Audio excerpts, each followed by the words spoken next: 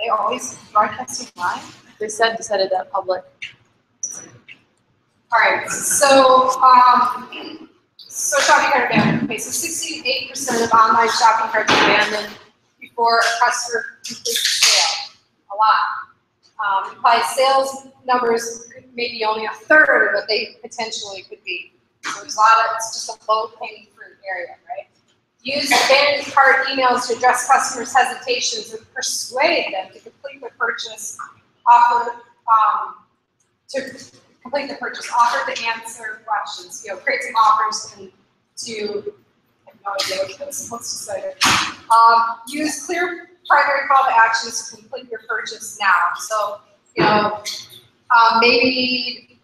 Other than a financial thing got in the way, or just life got in the way, like was maybe something not clear. Maybe you have to be a little instructional. Maybe there is a bad UI in place somehow. So maybe saying something like, "It only take you're only one button away," or "Press this button to purchase this." And this might be something to come back to, but just about the technical aspect of like, what is this software or service that you use to like tie a website, an e-commerce website, and with this so that it sends automated? Like, what's your favorite or top? Maybe a top. MailChimp for sure. I actually loaded their entire automation PDF document in the folder, so which is step by step for them. And as you read that, like if you were required to use somebody else's service, like there would still be information in there that like the language of it would help you. So it's a code or something? It is. It's more of like turning it on to track. Because keep in mind, if your email, like so, they're tracking people that go to the site based on based on their yes, and the email associated with that. So they can see like, oh, that's the email connected to that person, so we know that they're a subscriber. So it's really just, when you're going to set it up, it's really just an issue of like a matter of filtering. Like when do you want it to go? For what reason? What actions did they take place? Is it triggered based on a certain product? Like all you're doing is going through that filtering list. That's it. So for email, it doesn't require any additional coding. It's just basically like, in a way, you're like allowing MailChimp to like access your site's data. Yeah. But can MailChimp do those automated? When you were saying like you can have a trigger, like if they abandon, can it figure that stuff out too, or do you need to have to see? Well, you have to tell it what to do. Like you can't just turn on automation and it's like you have to tell it what you want it to do, and then pick the email that you want to send based on that action. That's what you're setting up. Okay, so you don't need a CRM for it to trigger for all sorts of different things. No. So you would like the things that you're going to need a CRM are more advanced, like segmenting. Like so email doesn't do a good job. Let's see, what are some of the like maybe segmenting by volume, like certain purchase volume over time. Like there's like some more advanced things that would require more of a CMS. But basic stuff by activity, they went to a certain page, they bought a certain product, visits within a certain time period, exceptions, like they did this but didn't do this, went to this page and did do that. What else? Let's see.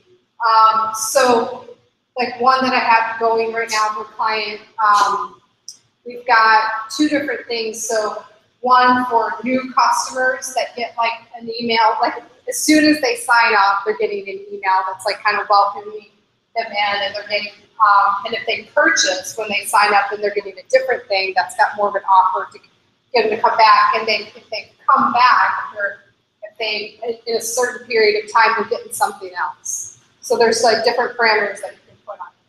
Did I answer your question? And all of that. I think it's more training. Like I guess I'm just looking for like figuring out where I need to dig, because it's more than like technical. I think just the back end. This is like the theory of this is what you can do, you know, and then you do training. It's like so because like when you get into, especially like, I'm just gonna go from MailChimp, when you get into it, they like are onboarding you through the process. They're like, what do you want to do? Like, so it's not like, how do I do this? Like you can't do automation off a free account. You have to pay, so you won't see the features. So that's something like if you went and turned on MailChimp today and you're like, I can't even find automation, how do I do this? It wouldn't be there. You have to like pay for the account. And then you'll see that like all of a sudden there's a tab for automation, and then they do a pretty good job of like, what do you want to do? Okay, do this, here's that, and then that document, like it's like a step-by-step. Constant contact, I assume, same thing. Because I haven't used Constant Contact in a long time. It used to be my preferred thing, but it seems like more people were getting blocked, like they're blocking the Constant Contact emails. So I haven't looked at it in a while. They all seem to sort of keep up with each other in terms of this, and this is the hot thing, like the automation. I just find that MailChimp seems to like speak the language a little bit simpler. They do a better job of onboarding. Their interface is a lot more simple. So look at, like, for you, look through it, all of you guys, not just for Abby, look at that PDF, and if you still have questions, if this is something like that, so this is kind of getting back to like what I said at the top of the class. If there's like specific things, like if you wanted me to go through the step-by-step, if we have time, I would, if there was enough interest to do it. But I encourage you guys to look at the PDF and then loop back to me if you want to like go through step-by-step. And if you actually, if you want to take the step to sign up for an account, you can see that right away. And that's going to, part of your homework assignment is to create an email, but more of a welcome email and using MailChimp. Just doing a welcome email, you do that. You won't see the automation part until you do it. What else? Your question? You have it. The PDF you were talking about is in this lesson 14. Just gonna check emails, find your contact, now it's supposed to be. So, just keeping this really simple, like, hey, acknowledge that there's something left behind. This is a template that's going to be used over and over again, and like you can customize it based on like what product they left behind, so you get a little bit more personal about, based on the product that they're interested. Based on the product that they left in the cart, that's how you can do a little bit of segmenting on this, but you're basically just a simple offer, like what happened. Most likely you're just and you may decide too, this is the parameters that you'll be able to filter by. You don't want to do an abandoned cart probably on every single person that leaves something in the cart. You might just want to do it on the ones that haven't bought yet. So there's a way to filter that out too. Never purchased through the site. Now some of this, the technical aspects, so on the e-commerce side, like when you're getting a little bit more into that information, so this is another reason why I like MailChimp is MailChimp really integrates well with like the Shopify's of the world, that you're pulling data from Shopify in that case in terms of like e-commerce data, and those two things are completely integrated. Like it steps you through how you kind of just say, okay, you're basically opening a door that they're like looking at, they're sharing their data. So then you can filter even more. So maybe the first question when you pick which one you're going to use if you're going to do automation is what e-commerce are you connected to right now? What platforms are you using? And you can go to their help and say, okay, can I do, sometimes like the e-commerce platform, the bigger ones like Magento and Illusion, so they have their own email stuff, and they probably have their own automation in, so you might want to check to see if you should be doing it through them, or if you pick some other tool that doesn't integrate.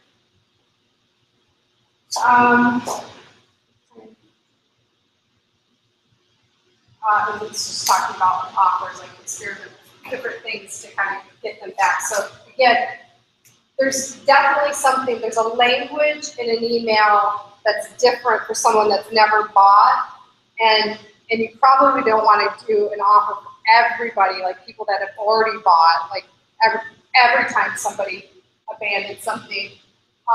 And if you do, that might be just more of a reminder. Like Shopify has a built-in reminder if someone has left in the cart. I think that it goes out like 7 days after. It just reminds you. It's not necessarily an offer. It's just like, hey, did you know that something was left in the cart?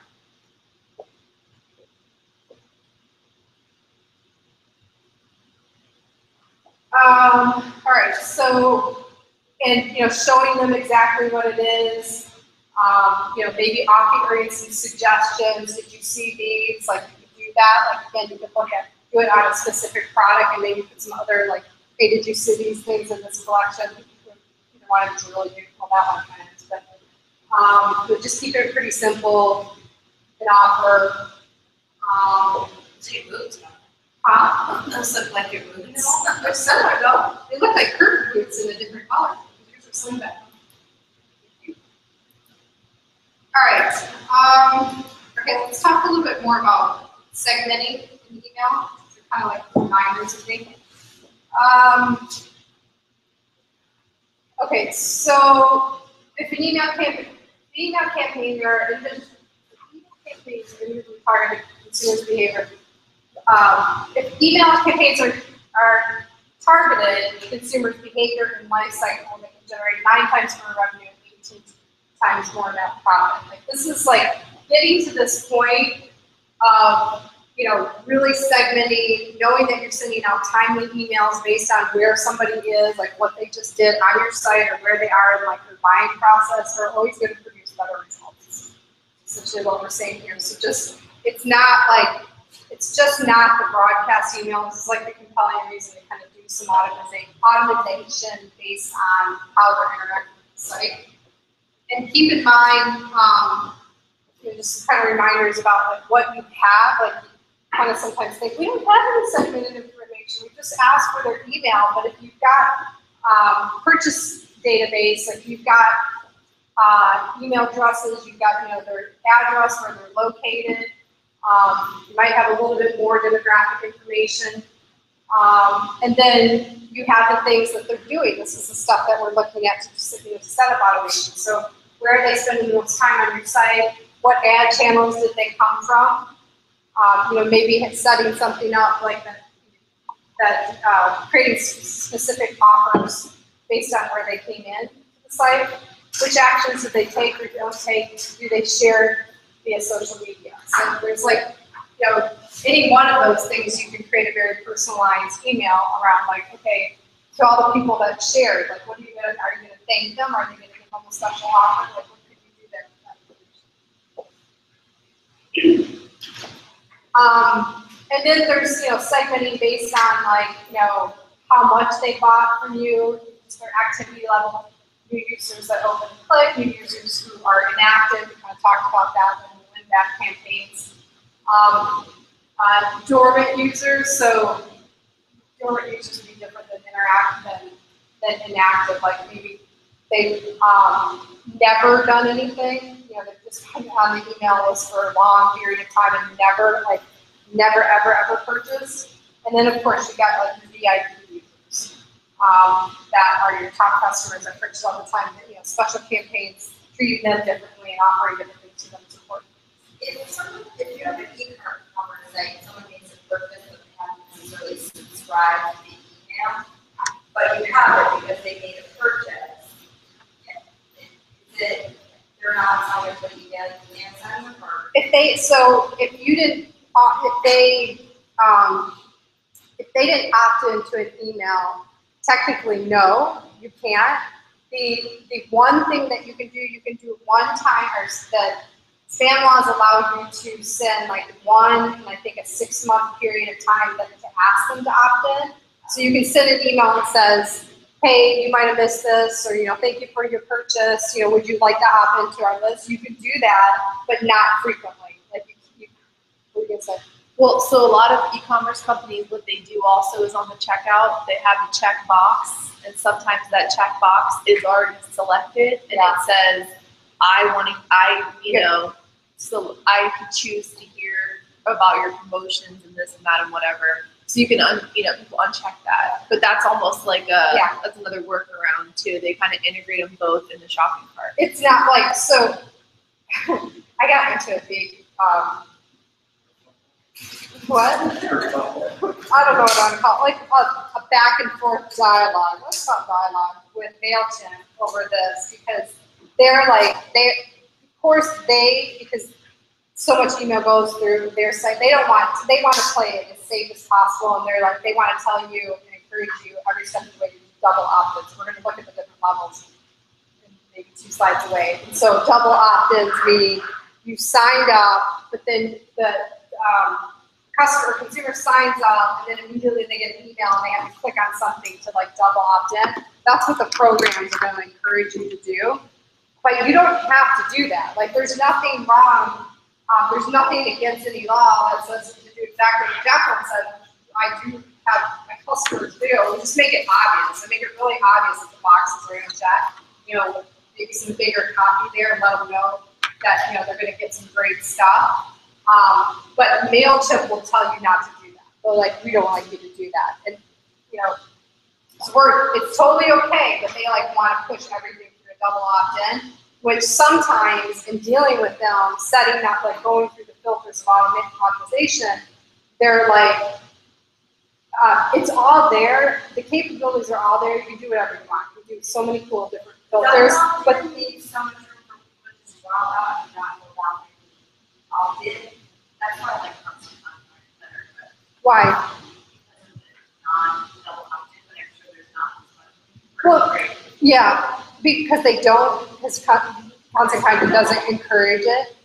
But you don't have, like, you can get around it on MailChimp too. I'm saying, like, they'll try to tell you to do it, but you don't have to. Like, especially, like, if it's integrated through the shopping cart, like, you can decide if that check is checked or not. They're just, like, what I'm saying, if you get into this dialogue with them because you're like, okay, I want to do this, we're trying to do this certain thing, they'll sort of step you back 4 steps and go, well, remember, you have to have double opt-in. I'm like, no, I don't. I know you want me to, but I don't have to have it. There's nothing against doing it that way. So, yeah, I mean,